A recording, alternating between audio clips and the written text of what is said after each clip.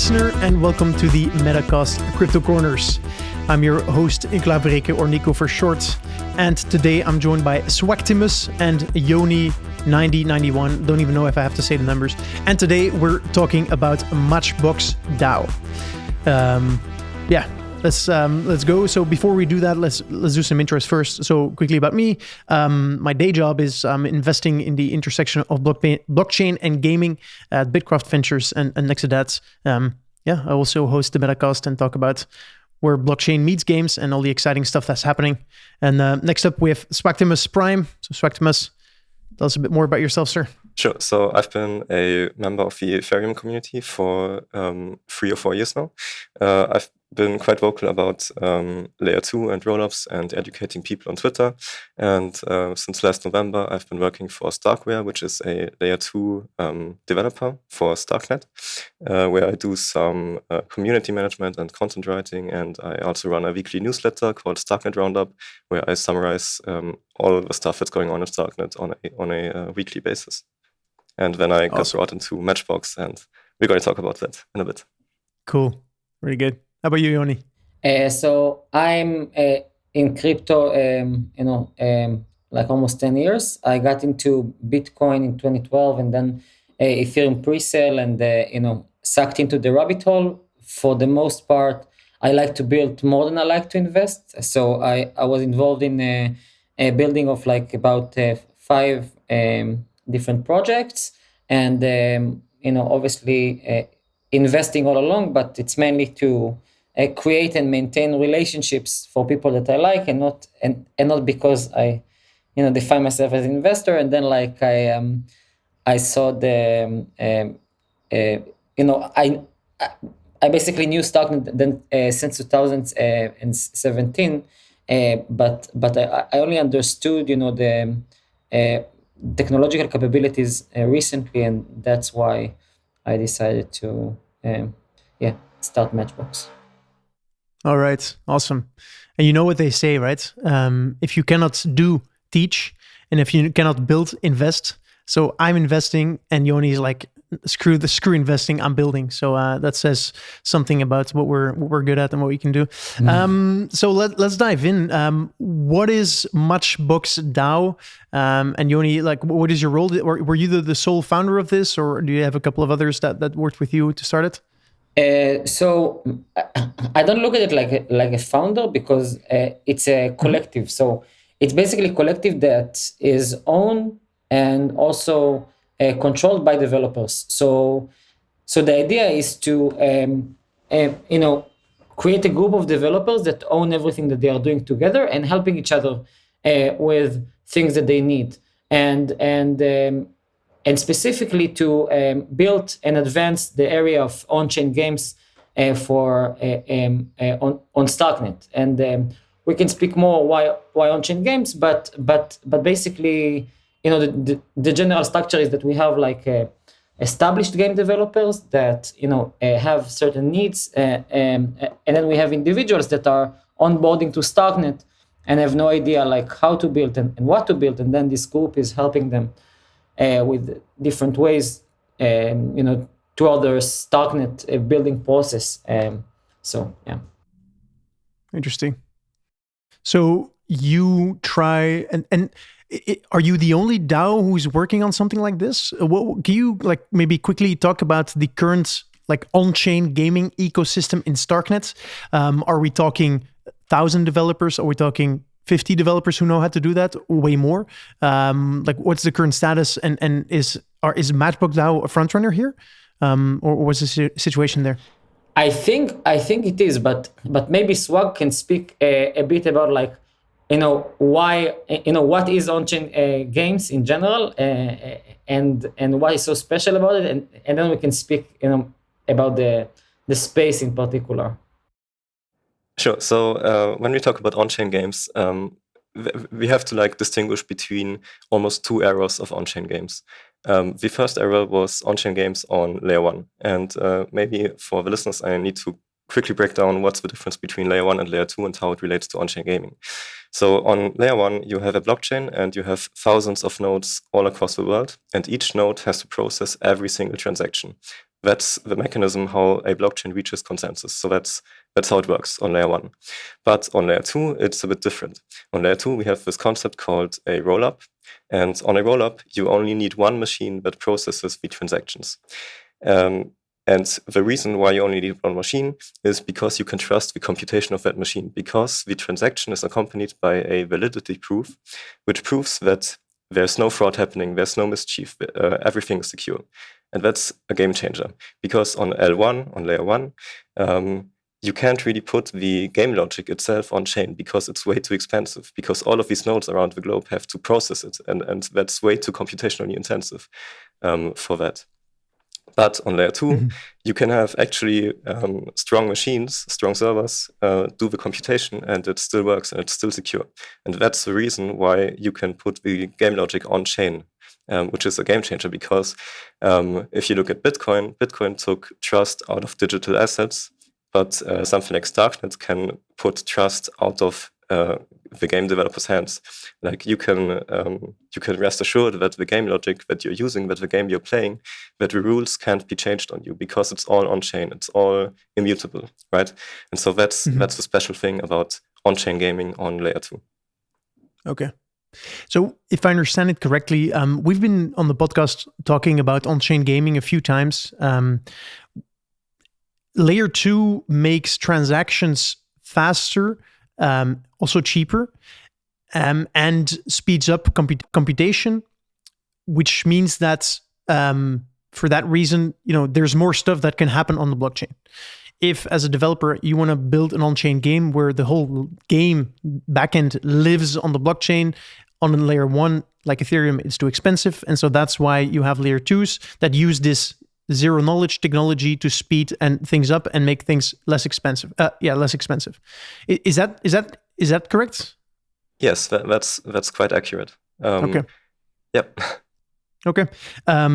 Does this zero knowledge rollup technology also bring other things? Does it change the things that you can do? For example, there's a game called Dark Forest that actually uses zero knowledge as part of the game itself. Are there things you can build on zero knowledge rollups that you couldn't build on a layer 1? Yes. Do you want to take it, Yoni? Yeah. But if you prefer, you can take it. You can take it for now. Okay, so I think on-chain games can, when computation is cheap, and you can do abundant computation on chain, you basically have three things that are unique. So two of them about scalability and one of them about privacy. So one of the thing is composability, because all of the game is on chain. So the game is eventually a smart contract. So the same way as DeFi, is so composable and progress so fast is because a lot of developers can take the code of other developers and do something else with it. So with games, it's currently not the case. A lot of games are building games that are complete application. And when you have a complete application, it's not leaving any room for a new developers to develop on top of, or a new developer to take what someone built and use it. And so I feel that with on-chain games, it's composable, and a lot of developers can use existing code in order to build new types of applications. So that's one thing that is possible with on-chain games. Is not possible with the closed source and things that are on the server. Before you continue, Yoni, just so I can understand this, would it be fair to characterize what you just explained as Lego blocks, where a part of the game, and this could be character progression, this could be a skill tree, becomes like a Lego block that others can then use to implement in their own games, and that way, you speed up game development. Is that fair? For sure, that's exactly what we're doing with the Matchbox. We are taking advantage of this composability element of on-chain games in order to speed up the development for new developers. Like for new developers that want to create a game, he can create a game very easy by developing the additional 10% of what he wants to repurpose the application for, and it doesn't need to create all the infrastructure all over again. The same thing that is happening right now with DeFi. Like if someone is creating an AMM, a lot of people can use this AMM for creating an insurance AMM, creating like an option AMM, creating an AMM that is leveraged, creating a lot of the things out of the same primitive. So the same way that is happening in DeFi, that the same thing will happen with games. So this is one. And then the second thing, which is also very, very, like revolutionary, is taking the trust out of the equation. So, Bitcoin is doing to digital assets. So on-chain games doing to games what Bitcoin is doing to digital assets. It's taking the trust out of something that used to be trustful. So at the moment, like a lot of blockchain games are, we trust the game developer because he is telling us who won. He's telling us who lose and these kind of things. And then when the computation is on chain, when the logic is on chain, then you don't need to trust anyone, and that's very big thing. And then you can build things that were not possible before. And then the third thing is anonymity. So you can also use the ZK characteristics in order to create like a hidden information. So a lot of physical games are not possible today on blockchain because you don't have a way to hide the information. For example, if me and you are playing poker and everything is on chain, then everyone knows the state of the game and everyone knows your hands, my hands. So you need a way to hide those characteristics. And that's another use case for ZK particularly. Okay, so if I understand correctly, to your last point, like a poker-like game where information is important and hiding information is important would not be possible on Ethereum layer 1. At the moment, yeah, that's interesting. Swag, anything to add on top of that? Like, what excites you most about this? On-chain games and zero knowledge on-chain games in particular? Yeah, I think the composability stuff is super important because if you paid any attention to DeFi over the last 2 years, we had this huge explosion in DeFi summer of 2020, right? Where protocols used other protocols as building blocks, and then you got all this composability stuff, and you could do so many things with all these tokens and standards, and that's something that's going to happen to on-chain games 100%. And you can do so much. You can do NFT interoperability standards. You can do standards for attributes of characters, skill trees, all that kind of stuff. And just to add to some of the ZK stuff that's uniquely enabled, we've had someone come into Matchbox a few days ago who is building an imperfect information protocol. And imperfect information means that not all the information is known to every participant, right? Like Yoni just explained in this poker example. And going further with that, what you can do is, for example, you can build a game where you have different fighter characters. And these fighters have different attributes. So there may be attributes of speed, strength, agility, for example. But these attributes, so these attributes are on NFTs, but you don't actually see the information on the NFTs. So it's hidden with ZK tech.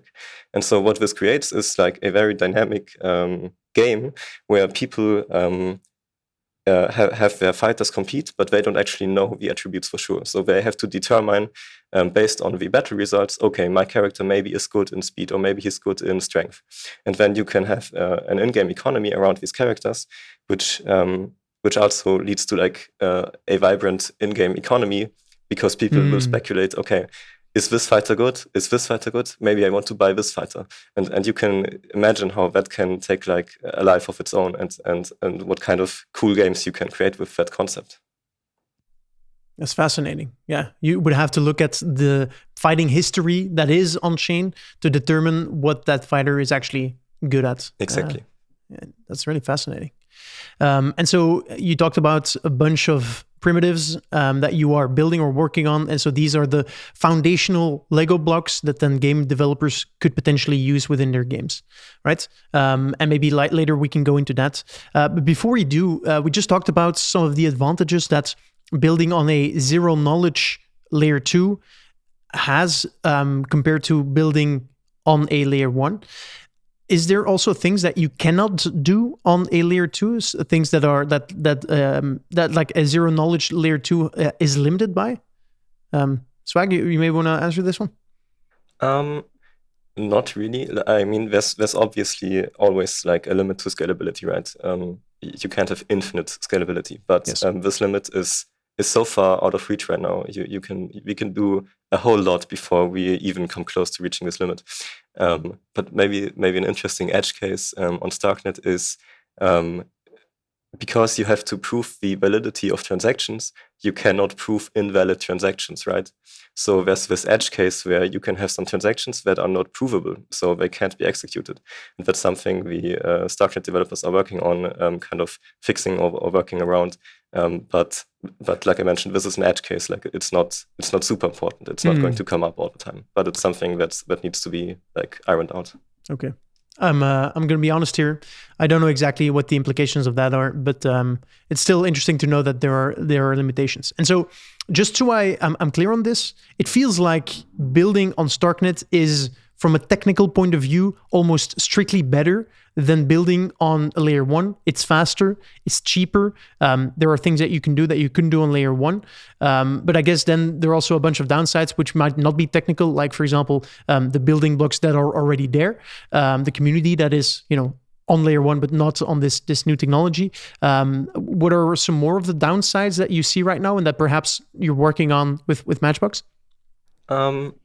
I think beyond what you mentioned, there aren't that many downsides. Of course, for StarkNet specifically, you have this new programming language called Cairo, which is probably a bit challenging to get into. But apart from that, it's not too bad. And it's actually like great because Cairo is like tailored for ZK stuff, right? So you need like a language that can really make use of this new technology. Because if you just used Solidity on a ZK rollup, Solidity is not optimized for ZK stuff, right? So you need a new language to really take advantage of this powerful environment. Is there sorry to interrupt you, Yoni. Is there a non-blockchain language out there that is already being used that is very similar to Cairo, where you could say like, if you're a Rust developer, making the transition to Cairo is actually like pretty easy because it's very similar? I'm not sure about that. I think Cairo shares some similarities with functional programming languages like Haskell maybe, but there aren't that many Haskell devs. But I don't think it's too hard to get into. Like if you have Solidity experience and you understand ZK stuff, then I think it's very doable. So something that I will add is that the disadvantages is basically the same disadvantages in any 0 to 1 technology. So if you look like cars and horses, so any other thing. So in blockchain we're used to EVM for many years, since Ethereum started. Then you don't see many 0 to 1 innovation since then. Like a lot of the things are forks with a little tweaks, and because StarkNet is completely different, it's have like challenges in adoption, but I think that those challenges are actually a huge advantage because it's attract an insane caliber of people. Like every day we are speaking with people with math background, research background, and only graduates from Harvard, graduates from Stanford, and really like very high quality people that want to work with us. And you don't see this caliber of people.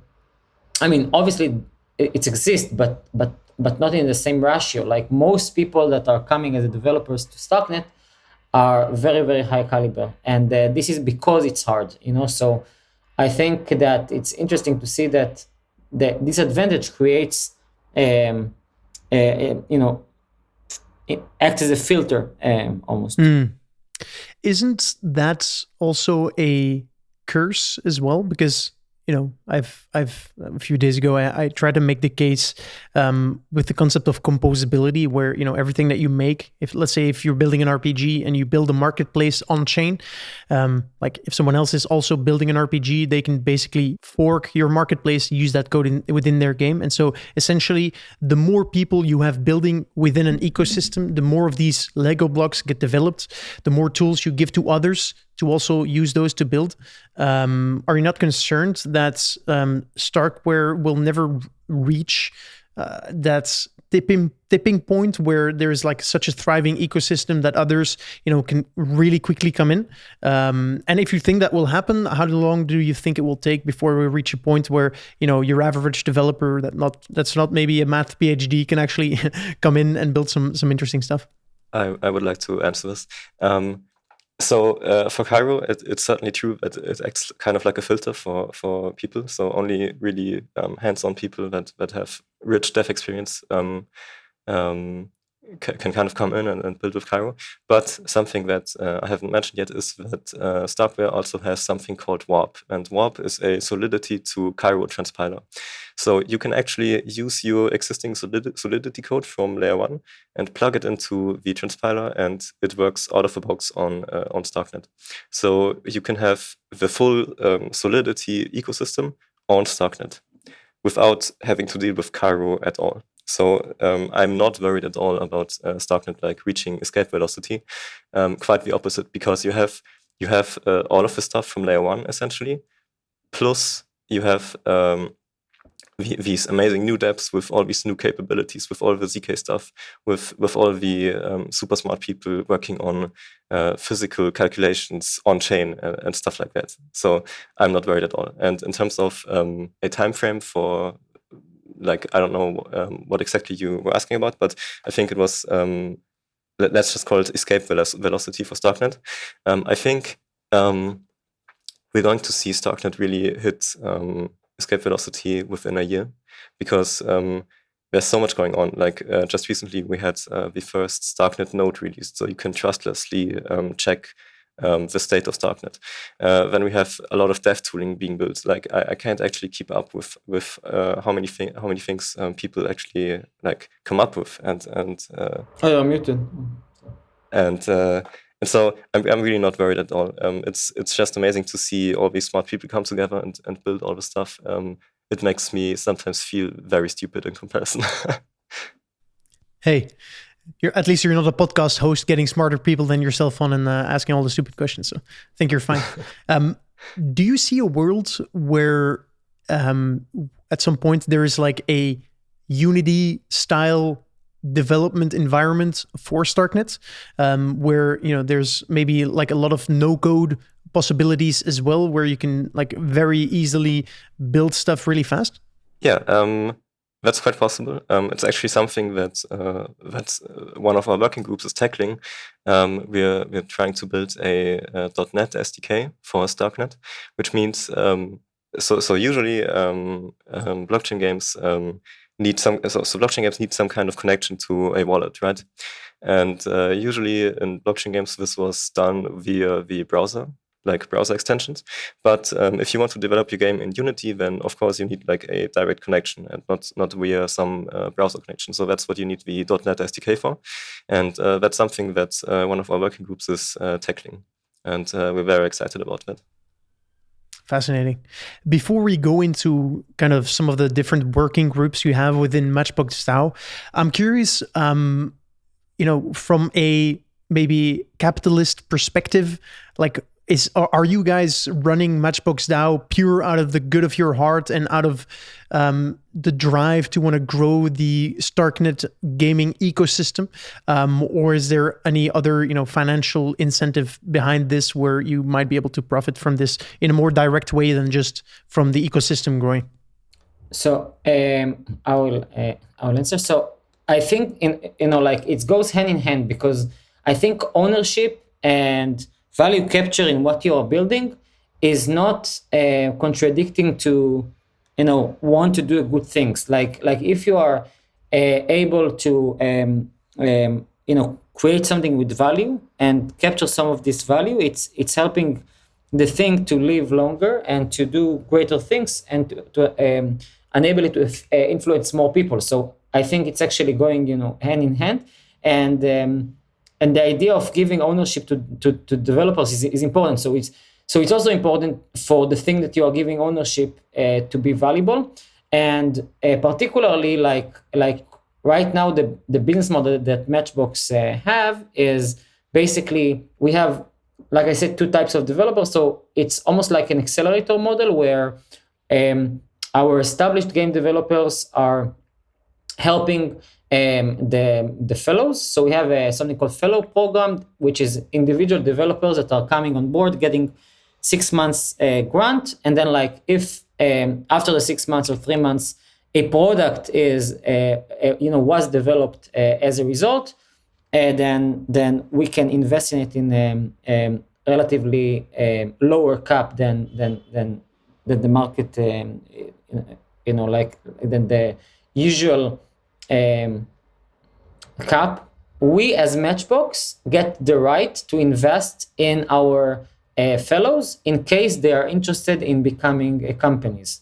And so in that way, we are capturing some of the value that we are creating for those people. And then what is the value is basically, obviously, the grant, but also we have like an internal team that is helping in developing the product. So we hire like 3 front-end developers because most of Cairo builders needs front-end. And also like mentorship, which is a weekly, follow-ups about like how to build the game or the primitive that they are building from our members that are also interested in progressing their ecosystem and building using their own primitives and on their product. So everyone is getting what they want personally, but in doing so, they are also serving the other side. So this is the model. Makes sense. Now let's take a step into some of the working groups you discussed earlier, and some of the Lego blocks. I keep referring to Lego blocks; it just makes sense in my head, that you're working on. Swag, what is for you? Which one of the Lego blocks would you like to see done, completed first? Do you think is really important? And could you elaborate a bit more about what it's actually working on? Sure. So I think one of the most important things is to actually create NFT standards, because there's just so much potential there, right? You can do so much with some proper standards for games that use NFTs, and the potential there is nearly untapped right now. But it's also kind of difficult because you actually need some games to exist before you can really think about NFT standards themselves. Which makes sense, right? You need to know what the games look like before you can actually try and standardize around them. But to get into some different things, I don't know if you know O-Game. It's like a browser game from the 2000s, which was super successful. It's like a space MMO where you can fly a ship and mine resources and fight other players and trade in an in-game economy. It's like one of the most successful browser games of all time, I think. And someone is actually building this on StarkNet. And that's like my personal thing that I'm super excited about. But something else that maybe is super. Before you continue, yeah. Sorry, Swag, but yeah, because I'd like to just touch upon what you said before, the standards. So you're talking about game-specific NFT standards, or are we talking about like the ERC 721 or the ERC 1155 standards that you already have on layer 1 that are NFT standards? Like, could you go a bit deeper in what kind of standards you're talking about? Is this like the base layer, or is it more advanced NFT standards? It's both, yeah. Okay.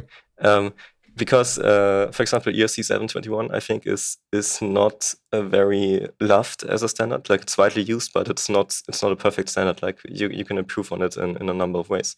But at the same time, we can also do like game-specific standards, right? Because if we have all these new blockchain games popping up that use NFTs in some way or another, then we can standardize around that, right? Mm-hmm. We can have a standard for attributes. We can have a standard for skins. We can have a standard for, I don't know... weapons, guns. Armor, trinkets, items in general. So there's a lot of potential there. Okay. I like that these things are being built in a decentralized way, not necessarily like for one game and then hope. One of the reasons why I'm so excited about interoperability standards blockchain based is that, you know, right now, let's talk about guns, every single first person shooter has different definition of what a gun is, right? Is there bullet drop or not? Ammo capacity, like it's all defined in slightly different ways. And I think if we're ever moving towards a interoperable future where I can take my gun from one game into another, I think that's going to have to be built from the ground up and not like, you know, Call of Duty deciding how all guns are going to be decided and defined. So yeah, sorry. That's me being excited about this and what you're building. So Swag, you were going to mention another things that excite you that MatchboxDAO is working on.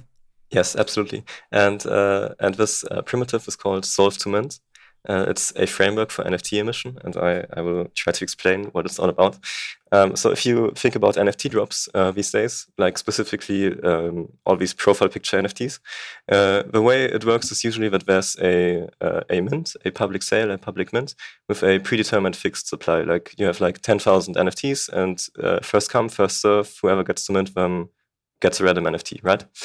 And what Solve to Mint does is basically a different way to do these kind of mints. And so how it works is that you don't have like profile pictures as NFTs, but you have a puzzle and you have to submit a solution to that puzzle. And so if you submit a correct solution, then you own that solution as an NFT. So it's like a one-of-one NFT with that solution. And you can do a lot of stuff with that, right? You can do like a puzzle involving like orbital mechanics or planetary motion, which is something that Guilty Gyoza is very interested in. He's like one of the big brains building on StarkNet. But if we spin this further and think ahead, then something we're all familiar with is, for example, Angry Birds, right? Where you have this almost kind of puzzle where you have to determine the speed and angle at which you have to throw your bird to kill the enemies and the structures. And if we spin the Solve to Mint concept further, you can actually have like Angry Bird-like puzzles and then have people submit solutions. And if the solution is correct and you kill the enemies, then you can mint that solution as an NFT. And so that's really cool. And the way we're currently doing this is kind of as a Cairo dev onboarding experience where we try to create puzzles that are interesting for Cairo devs to let them figure out different equations and solutions to these puzzles, which acts like kind of a natural onboarding process for Cairo devs. And it, of course, it creates like some excitement and hype because you can own your solution and you can like brag about it and show it off and also sell it on NFT marketplaces if you want to. And so that's something we're working on. I can add something about all of our primitives that is interesting in general for on-chain games is that every primitive can also be a game and can also be a platform and can also be a component. So for example, the Solve to Mint is basically like a game that generates puzzles. Mm-hmm. So it's almost like Wordle application, but that gives like a NFT as a price. So you can do it as a standalone application for creating puzzles, like a platform for puzzles, and you can also do it, like Swag mentioned, as a piece inside of something like Angry Birds or something like another game as a way to onboard users, and you can also do it as a specific puzzle, like we are doing for different purposes. So we are doing it to onboard Cairo developers, but could be done in many other ways. And the same goes for other things, like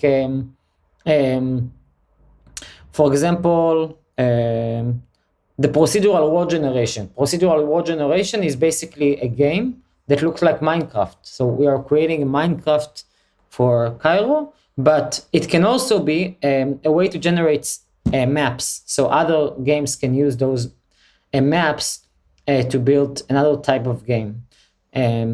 So yeah, every component can also be a game by itself. And we are intending to release each of those primitives as standalone applications that work as games, and then like generalize them. That's awesome. I really like the example of having puzzle challenges that teach people how to code. I remember myself, I learned how to code a few years back, and there's this website called Code Wars that basically gives you like a little coding challenge one a day or something. And I remember like spending so many hours solving these. They were called katas. That was really fun and a really good way to learn. It's like gamified learning, so it all makes a lot of sense. Is there like one central place where all of your solutions or your primitives that you're building live? Like, let's say that I'm building a company where we want to make an on-chain game, and we're interested in building it on StarkNet. Where can I find what like the tooling that you're building with MatchboxDAO? So most of the discussions happen on Discord. We have like channels for the different working groups to catch up and discuss, because you need this kind of place for devs to come in and discuss, right? Because there's a lot of devs, and all of them have like different ideas and approaches, and it's great to have like a place where all of them can discuss, and there's so great discussions. Really, it's amazing to see. So that's on our Discord. Then we have Notion pages where we summarize the status of the different working groups and who is participating and who's doing what and the progress and all of that stuff. And on Discord, we also host like weekly developer calls and community calls where we have developers come in and give updates on what they're doing, what they're working on. And people can discuss in these calls. They're also recorded and uploaded, so you can watch them whenever. And but that's basically how we are currently structuring it. But we're also definitely planning on like improving it, maybe with having a dedicated product manager who's really on top of things and can structurize everything even better. Yeah, 100%. One last thing I'd like to have your takes on is verifiable random functions. Could you talk a bit about the problem with randomness on chain and how you're looking to potentially solve that? Because I heard that this is not self-evident. Yeah, so VRF is kind of complicated because you can take like different approaches to it, and they all come with like different trade-offs, I guess. So you can have like the optimal case is to have a verifiable random function directly on chain. So there's like no potential for like any errors or any bad stuff to happen because it's on chain, it's immutable, and that's that. But so that's quite challenging to implement, obviously. Why obviously? Because you can take like different approaches to it. For example, you can use the hashes of block headers, but it's not 100% random because you can kind of like you can guess. You can I don't know what the word is. You can like defer from past block headers. What's like a certain small chance of what's going to come next. So it's not 100% random, and so that's kind of an issue. And there's different approaches to like fixing that. And there's also like the approach of having like a separate off-chain network that's simply there for VRF. It's called DRAND, I think. And that's like our first step to have VRF on StarkNet, because as a game dev, you need like some kind of source for verifiable random numbers, because obviously a lot of game stuff involves like random chances and stuff like that. And so we're trying to get that with DRAND for now, and but of course with a longer term view to having it directly on chain on StarkNet. Fascinating. I remember playing Hearthstone a few years ago and praying to RNGesus whenever I threw a card that had some kind of randomness attached to it, which were a lot of cards, to be fair. That game was a bit of a mess in that regard. But RNG is important, and not being able to, or at least having something that is truly random, is essential for good games. This was really, really interesting, guys. I think a lot of listeners who are not deep into the blockchain space, or like, what the hell did I just listen to? A lot for us to digest. If people want to learn more and are interested, where can they find you guys personally? So Swag, where do you hang around, sir? I'm mostly on Twitter. I'm called Swagtimus.eth. You can find me there, and I spend like most of my time just talking about rollups, layer 2, all the developments, keeping up with the ecosystem. So you can find my hot takes on Twitter. Nice. And what was your email newsletter again? It's called StarkNet Roundup. It's in my Twitter bio. It's on Substack. All right. And how about you, Yoni? I'm also on Twitter, but I think mostly active on Discord actually. It's YBS _ETH. All right. And Matchbox, like what is the Twitter handle of Matchbox? It's at Matchbox_DAO, I think. And then from there, you can join the Discord if you're interested in this, and come hang out with the other geniuses that are working, because it feels like, whoever is actually building stuff on StarkNet is at least a math PhD, because otherwise it might be too hard. Cool. Well, I mean, this was really interesting, guys. Thank you so much for your time.